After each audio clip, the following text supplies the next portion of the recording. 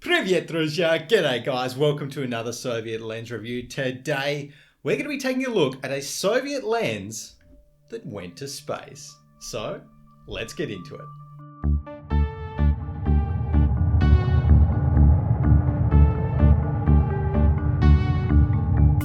Alrighty guys, so today we're going to be taking a look at this, the Mir 26V, a Soviet medium format lens that was produced from 1970 all the way through to after the fall of the Soviet Union in 1992 at the Arsenal plant. And this medium format lens, it has a pretty interesting history. But before we get into that, a few of the general tech specs of the lens. So it does go from f3.5 all the way through to f22 in terms of its aperture. The optical design, quite complex. It's got 8 elements in 4 groups and a minimum focusing distance of 0.5 meters there as well.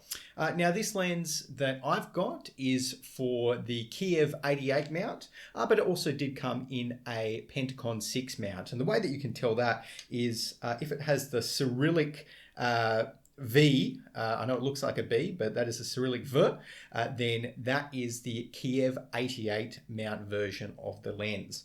Whereas if you've got the Cyrillic B, then you've got yourself a Pentacon 6 mount version. Now, this lens, it definitely weighs quite a bit for a 45mm lens. It's 650 grams, which is not light by any stretch of the imagination. But of course, it was for medium format cameras, so you can't really compare it to a full frame Nifty 50.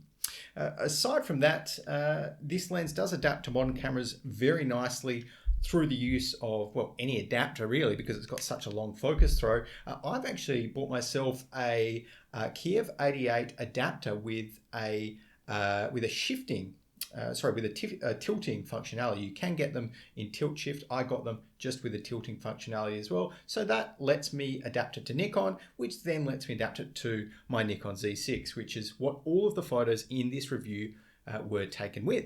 Now this lens is single coated, which was kind of par for the course around the 1970s when this lens was being made in the Soviet Union. Wasn't a case where every single lens was multi-coated at that time, and it does really show, but we'll get into that later. My copy, as you can see there, was produced in 1978, first 2 digits of the serial number. What makes this lens really special is what it was actually used for back in the day. So in 1975, the first joint Soviet and American space mission launched into orbit. It was, the joining of the Apollo and the Soyuz programs.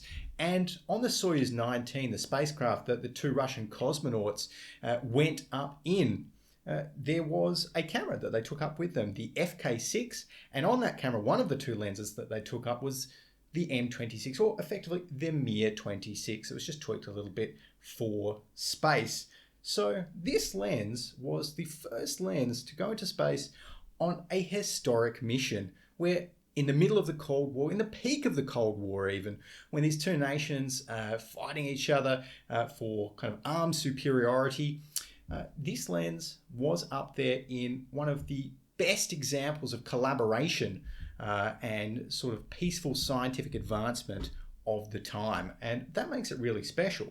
People put a value on that as well. And the actual lens itself, of course, this wasn't the lens that went into space, but the Mir 26 that went into space sold alongside the camera at auction a couple of years ago in Europe for 45,000 euros, which is pretty special considering that you can pick up one of these lenses today, the Mir 26V, for $100.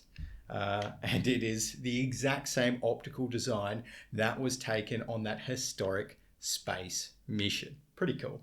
But of course, we don't want to know just about the history of the lens. We want to know how it performs on today's cameras. And to give you a little hint, it's pretty good and pretty good fun to use. So characteristics wise, it does have great contrast. You're going to see excellent sharpness in the center of the frame. I did run a few sharpness tests here, which do kind of showcase the lens's sharpness of having 48 lines per millimeter resolution power in the center of the frame, and then only 28 lines per millimeter towards the edges of the frame. So what that effectively means is that until you stop this lens down to f11, the corners of your frame are not going to be particularly sharp, even when you're using it on a full frame camera. So certainly something to keep in mind. Now, in terms of chromatic aberrations, both axial and longitudinal, this lens really doesn't have any. You are pretty much free from almost any aberrations, whether you're shooting it close up, behind the focal plane, after the focal plane. You're not going to see much that needs correcting there. So I think that's one of the real strengths of the Mir 26V and comes from its optical design. But of course, flaring, that is a ubiquitous problem amongst Soviet lenses, particularly of this time period, and single-coated lenses particularly. So anytime you hold this lens up against any sort of a backlight, the sun, anything like that, then you are going to get very, very, very bad flare and loss of contrast in the frame. But in terms of the actual picture itself, this lens has some beautiful bokeh. They're nice and smooth. The background blends very, very nicely from in focus to out of focus areas. And the aperture, even though it's not a particularly high bladed aperture, I think it's around 6 blades or so, you will get very smooth looking kind of bokeh balls that do turn a little bit into pentagons, but you can't really tell because of how smooth the bokeh actually is that you get from this lens. And the thing I think I like most about the Mir 26V is just the quality of the picture that comes out of it. You can shoot it like I have on the Nikon Z6, and it doesn't look like a lens that was made in 1978 in my case.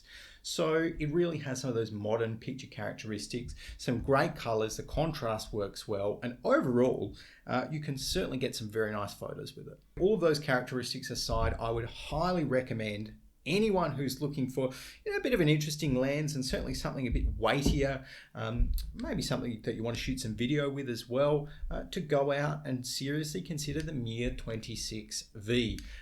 Because it not only is able to shoot some really nice looking sort of vintage style photos and videos, but it's got a history to it. You can say that you are holding a lens which, a lens of the exact same design went up into orbit back on that 1975 mission to help improve relations between the two greatest superpowers of the world at that time. And in my opinion, that's a pretty cool lens to have.